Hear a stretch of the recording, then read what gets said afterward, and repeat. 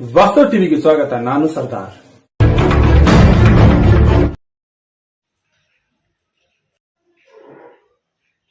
ಸಚಿವ ಶಿವಾನಂದ ಪಾಟೀಲ ಅಭಿಮತ ಶಿವಣಗಿಯಲ್ಲಿ 47ನೇ ಶಾಖೆ ಉದ್ಘಾಟನೆ. ರೈತರ ಸಮಗ್ರ ಅಭಿವೃದ್ಧಿಗೆ ಡಿಸಿಸಿ ಬ್ಯಾಂಕ್ ಬದ್ಧ. ಹಡಗಲಿ ವೈಜ್ಞಾನಿಕ ಬೆಳೆ ಬೆಳೆಯುವಂತೆ ಪ್ರೋತ್ಸಾಹ ನೀಡುವ ಮೂಲಕ ರೈತರ ಸಮಗ್ರ ಅಭಿವೃದ್ಧಿಗೆ ವಿಜಯಪುರ ಡಿಸಿಸಿ ಬ್ಯಾಂಕ್ ಬದ್ಧವಾಗಿದೆ ಎಂದು ಕೃಷಿ ಮಾರುಕಟ್ಟೆ ಸಚಿವ ಶಿವಾನಂದ ಪಾಟೀಲ ಹೇಳಿದರು. ಸಮೀಪದ ಶಿವಣಗಿ ಗ್ರಾಮದಲ್ಲಿ ಶುಕ್ರವಾರ ವಿಜಯಪುರ ಜಿಲ್ಲಾ ಕೇಂದ್ರ ಸಹಕಾರಿ ಬ್ಯಾಂಕ್ನ 47ನೇ ಶಾಖೆ ಉದ್ಘಾಟಿಸಿ ಅವರು ಮಾತನಾಡಿದರು. ಇಲ್ಲೊಂದು ಡಿಸಿಸಿ ಬ್ಯಾಂಕ್ ಸ್ಥಾಪಿಸಬೇಕು ಎಂಬುದು ಶಿವಣಗಿ, ಕಗ್ಗೋಡ, ಹಡಗಲಿ ಮತ್ತಿತರ ಗ್ರಾಮಗಳ ರೈತರ ಬೇಡಿಕೆಯಾಗಿತ್ತು. ಇವರೆಲ್ಲ ವಿಜಯಪುರ ಡಿಸಿಸಿ ಬ್ಯಾಂಕ್ಗೆ ಬರುವ ಅನಿವಾರ್ಯವಿತ್ತು. ಇದನ್ನು ತಪ್ಪಿಸಿ ರೈತರಿಗೆ ಅನುಕೂಲ ಕಲ್ಪಿಸಲು ಆರ್ಬಿಐನಿಂದ ಮಾನ್ಯತೆ ಪಡೆದು ಶಿವಣಗಿಯಲ್ಲಿ ಶಾಖೆ ಆರಂಭಿಸಲಾಗಿದೆ. ನಮ್ಮ ಬ್ಯಾಂಕ್ನಿಂದ ಶೂನ್ಯ ಬಡ್ಡಿ ದರದಲ್ಲಿ ರೈತರಿಗೆ ಸಾಲ ನೀಡಲಾಗುತ್ತಿದೆ. ಇದರ ಲಾಭ ಪಡೆದು ರೈತರು ವೈಜ್ಞಾನಿಕವಾಗಿ ಬೆಳೆ ಬೆಳೆದು ಅಭಿವೃದ್ಧಿ ಹೊಂದಬೇಕು ಎಂದರು. ಡಿಸಿಸಿ ಬ್ಯಾಂಕ್ ವತಿಯಿಂದ 2.50 ಲಕ್ಷ ರೈತರಿಗೆ ಒಟ್ಟು 1,865 ಕೋಟಿ ರೂಪಾಯಿ ಸಾಲ ನೀಡಲಾಗಿದೆ. ಪ್ರತಿ ರೈತರಿಗೆ 65,000 ರೂಪಾಯಿ ನೀಡುತ್ತಿದ್ದ ಸಾಲವನ್ನು ಈ ವರ್ಷ 75,000 ರೂಪಾಯಿಗೆ ಹೆಚ್ಚಿಸಲಾಗಿದ್ದು, ಹೆಚ್ಚುವರಿಯಾಗಿ 200 ಕೋಟಿ ರೂಪಾಯಿ ಬೆಳೆ ಸಾಲ ನೀಡಲು ಬ್ಯಾಂಕ್ ಕ್ರಮ ಕೈಗೊಂಡಿದೆ. ಸಕ್ಕರೆ ಕಾರ್ಖಾನೆಗಳಿಗೂ ಸಾಲ ನೀಡಲಾಗಿದ್ದು, 25 ಸಕ್ಕರೆ ಕಾರ್ಖಾನೆಗಳಿಂದ ಬ್ಯಾಂಕಿಗೆ 748 ಕೋಟಿ ರೂಪಾಯಿ ಸಾಲ ಬರಬೇಕಿದೆ. ನಮ್ಮ ಬ್ಯಾಂಕ್ ವತಿಯಿಂದ ಯುಪಿಐ ಸೌಲಭ್ಯವನ್ನು ಆರಂಭಿಸಲಾಗಿದ್ದು, ಗ್ರಾಹಕರಿಗೆ ರೈತರಿಗೆ ಸಾಕಷ್ಟು ಅನುಕೂಲ ಕಲ್ಪಿಸಲಾಗಿದೆ ಎಂದರು.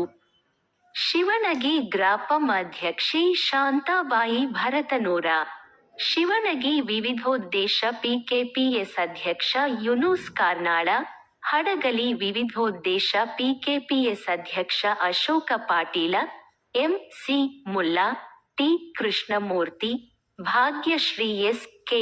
ವಿಕಾಸ ರಾಠೋಡ, ಚೇತನ ಭಾವಿಕಟ್ಟಿ ಸೇರಿದಂತೆ ಮತ್ತಿತರರಿದ್ದರು.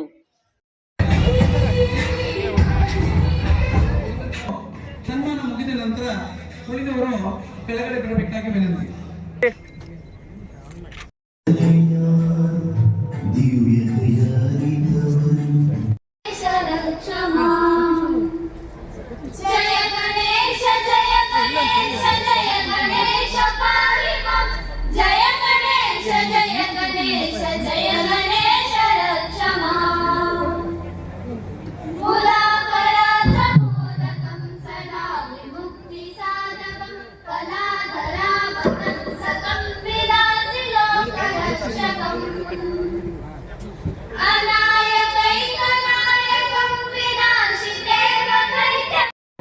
ವರ್ಷ ಆಯಿತು.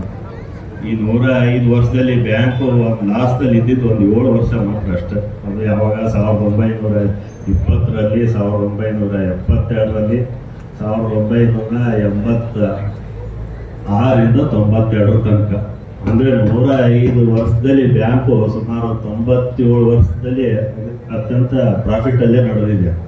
ಇದಕ್ಕೆಲ್ಲ ಕಾರಣ ಏನಂದರೆ ಹಿರಿಯರು ಹಾಕಿದ್ದು ಈ ಬ್ಯಾಂಕಿಗೆ ಒಂದು ಭದ್ರ ಬುನಾದಿ ಹಾಗೂ ಸನ್ಮಾನ್ಯ ಸಚಿವರಾದ ಶಿವಾನಂದ ಪಾಟೀಲ ದೂರದೃಷ್ಟಿತ್ವದ ನಾಯಕತ್ವ.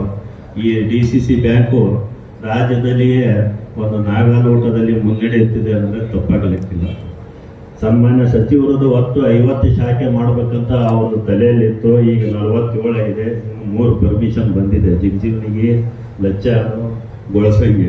ಅವು ಸಹ ಈ ತಿಂಗಳಲ್ಲಿ ಹಿಟ್ನಳ್ಳಿ, ಅವು ಸಹ ಈ ತಿಂಗಳಲ್ಲಿ ಮುಗಿತದೆ. ಒಟ್ಟು ಅವರ ಟಾರ್ಗೆಟ್ ಪ್ರಕಾರ 50 ಕಂಪ್ಲೀಟ್ ಆಗತ್ತೆ.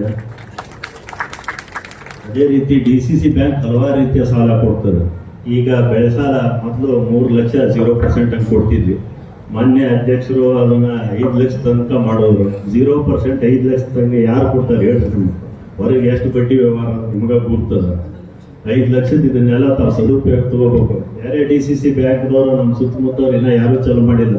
ಆಗ ನಾವು 5 ಲಕ್ಷ ನಿಮ್ಗೆ 0% ಅಂತ ಕೊಡ್ತೀವಿ. ಎಲ್ಲಕ್ಕಿಂತ ಪ್ರಮುಖವಾಗಿ ಹೈನುಗಾರಿಕೆ ಹಾಗೂ ಕುರಿ ಸಾಲ, ಇವು ನಿಮ್ಗೆ ಸ್ವಲ್ಪ ಸಮಯದಲ್ಲೇ ನಿಮ್ಗೆ ಅತ್ಯಂತ ಉತ್ಪನ್ನವನ್ನು ಕೊಡ್ತವೆ. ಇಂಥವ್ರದ್ದೆಲ್ಲ ಉಪಯೋಗ ತಾವು ತಗೋಬೇಕು. ಬಹಳ ಜನ ನನ್ನ ಹತ್ರ ಬರ್ತಾರೆ, ದ್ರಾಕ್ಷಿ ಹಚ್ಚಿದ್ದು ಬರ್ತಾರೆ. ಆ ರೀತಿ ಮಾಡಬೇಡಿ ನೀವು. ದ್ರಾಕ್ಷಿ ಹಚ್ಚಕ್ಕಿಂತ ಮೊದಲು ಬರ್ರಿ, ನಾವು ಸಾಲ ಕೊಡ್ತೀವಿ. ಹಚ್ಚಿಂದ 4-5 ವರ್ಷ ಆಗಿನ ಸಾಲ ಕೊಡ್ರಿ ಅಂತ ಕೊಡ್ತೀರಿ, ಅದು ಹಂಗೆ ಆಗಂಗಿಲ್ಲ. ಯಾವುದೇ ಬೆಳೆ ಹಚ್ಚಕ್ಕಿಂತ ಮೊದಲು ನೀವು ಬಂದ್ರೆ ಅದ್ರ ಉಪಯೋಗ ತಮ್ಗೆ ಆಗ್ತದೆ ಅಂತ ಹೇಳ್ತಾ, ಎಲ್ಲಕ್ಕಿಂತ ಮುಖ್ಯವಾಗಿ UPI ಸರ್ವಿಸ್ ಇಷ್ಟು ದಿನ ನಮ್ಮ DCC ಬ್ಯಾಂಕ್ದಾಗ ಇರಲಿಲ್ಲ. ನಾನೇ ನನ್ನ ಅಕೌಂಟ್ SBIದಾಗ ಒಂದು 35-40 ಸಾವಿರ ತಿಂಗಳ ಇಡ್ತಿದ್ದೆ. ಯಾಕಂದ್ರೆ ಟ್ಯಾಕ್ಸ್ ಕಟ್ಟೋದು, ಕರೆಂಟ್ ಬಿಲ್ಲ, ಲೈಟ್ ಬಿಲ್ಲ, ಒಬ್ರಿಗೊಬ್ರು ಹಣ ವರ್ಗಾವಣೆ ಮಾಡೋದು. ಆದ್ರೆ ಈಗ 2 ತಿಂಗಳ ಹಿಂದೆ ಇದು ಚಾಲು ಆಗ್ಯಾರ. ಈಗ DCC ಬ್ಯಾಂಕ್ ಅಕೌಂಟ್ದಾಗ ನಾನು 40 ಸಾವಿರ ಮಿನಿಮಮ್ ಬ್ಯಾಲೆನ್ಸ್ ಇಡ್ತೀನಿ. ತಾವು ಆ ರೀತಿ ಒಂದು 35-40 ಸಾವಿರ ಬ್ಯಾಲೆನ್ಸ್ ಇಟ್ಟರೆ ನೀವು ಒಬ್ರಿಗೊಬ್ರು ಹಣ ವರ್ಗಾವಣೆ ಮಾಡ್ಬೋದು. ನಿಮ್ದು ಏನು ಕೂತಲ್ಲೇ ಫೋನ್ ಪೇ ಮಾಡ್ಬೋದು, ಕರೆಂಟ್ ಬಿಲ್ ತುಂಬೋದು, ಲೈಟ್ ಬಿಲ್ ತುಂಬೋದು. ಇದ್ರ ಉಪಯೋಗ ತಾವು ತಗೋಬೇಕು. ಕಮರ್ಷಿಯಲ್ ಬ್ಯಾಂಕ್ ಏನ್ ಸರ್ವಿಸ್ ಕೊಡತ್ತೆ, ಕೋಆಪರೇಟಿವ್ ಬ್ಯಾಂಕು ಅದನ್ನೆಲ್ಲ ಕೊಡ್ತದೆ ಅಂತ ಹೇಳ್ತಾ ತಾವು ಕೊನೆಯದಾಗಿ ಡಿಪಾಸಿಟ್ ಇಡಬೇಕು. ಹೆಚ್ಚು ಕೋಆಪರೇಟಿವ್ ಬ್ಯಾಂಕ್ ಮೇಲೆ ತಾವೆಲ್ಲ ವಿಶ್ವಾಸ ಇಡಬೇಕು. 105 ವರ್ಷದ ಬ್ಯಾಂಕ್ ಅದ, ತಾವೆಲ್ಲ ಇಲ್ಲಿ ಡಿಪಾಸಿಟ್ ಇಟ್ಟು ಈ DCC ಬ್ಯಾಂಕು ರೈತರ ಪರವಾಗಿ ಯಾವತ್ತೂ ಇರುತ್ತೆ. ಹಾಗೂ